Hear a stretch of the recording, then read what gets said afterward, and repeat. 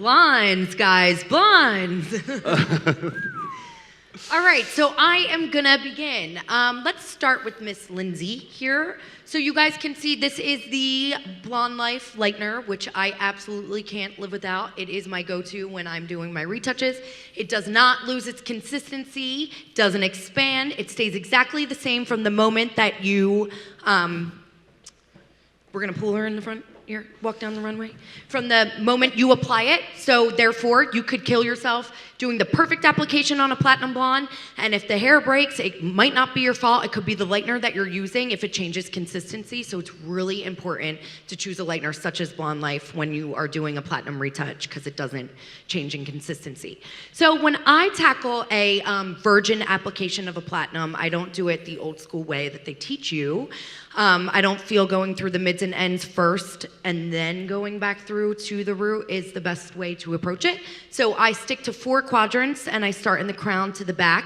I go right in with 20 volume on the base and then right away start moving in with either a 40 volume or a 20 volume through the mids and ends. You allow the root to lift all the way through to the pale yellow and you take it down. And even if the mids and ends aren't there yet, you can then comfortably, after the hair is dried, shampooed and conditioned, dried, you could go back through to the mids and ends and allow that to lift back up and meet the base. So we got her to the palest yellow, which you must do when you're trying to achieve platinum blonde. The biggest mistake that people make is they take it down too soon because they get scared. But using Blonde Life Lightener keeps the integrity, all of that.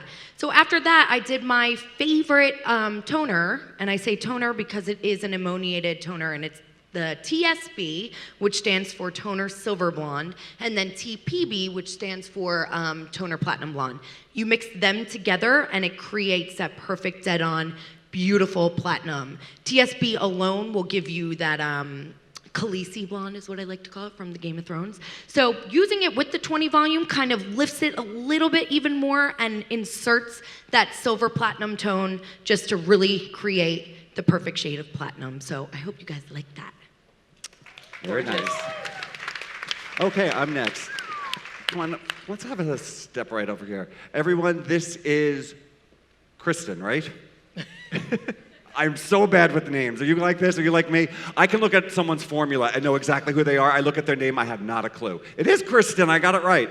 Okay, I think this was a perfect example of coming right after Zoe. We kind of have like the LA blonde and the New York blonde. Oh, There's kind of like that difference. People are like, well, I'm a New York blonde. And this is a New York blonde. They're both beautiful, obviously.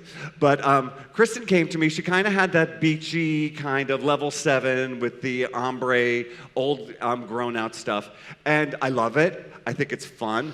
But when I deal with clients and when I deal with a lot of people in my area and stuff, we're kind of just getting into, I really, really like seeing blondes from root to end. And I like all over blonde work, and I like fun, and I like seeing them every 4 weeks.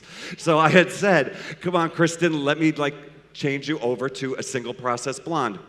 I didn't immediately go in with highlight from root to end because I was kind of anticipating the problem that might have happened if we do that. Because if I normally would do that, what ends up happening? We end up getting a hot root and a colder shaft. So what I did on her was I went in with our Lumishine Permanent Color for her base. In a 20 volume, I mixed 2 ounces of 10 BA and 1 ounce of 9NV. With 20 volume. I immediately went through her mid-shaft and ends with our XLN in 40 volume. After that, I went in with the Blonde Life Lightener to kind of create some really soft, rich baby lights kind of through the whole hair. I worked on diagonals and different angles as I go through the head. I like to work, I'm not a big fan of that 1, 2, 3 placement in foil. I like to kind of place them so they're kind of moving through the hair. I did that with the Blonde Life, and I alternated with our new Demi Creams. And in this one, I used 10NG, which is a natural gold, and a level 10. And I put a drop of the 6NWB into it.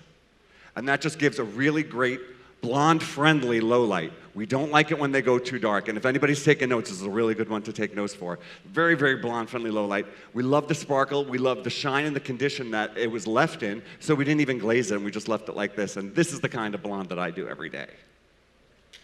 Yes. It's beautiful. Good job, Mark. Even though I was his assistant back 10 years ago, you guys, I trained under him for 2 very long years. Wow. Okay, all right. Now, with your We only got insult, 40 minutes. I will take your insult, but and I will follow it with a compliment. Never train anyone to be as good as you. Train them to be better. Which he did. You're welcome. Thank you, Mark. Okay, so I'm going to bring up Casey as my final blonde, you guys. Take a little walk, Casey. So who knows the struggle of when and when not to reach for a high lift? This is the perfect example of when to.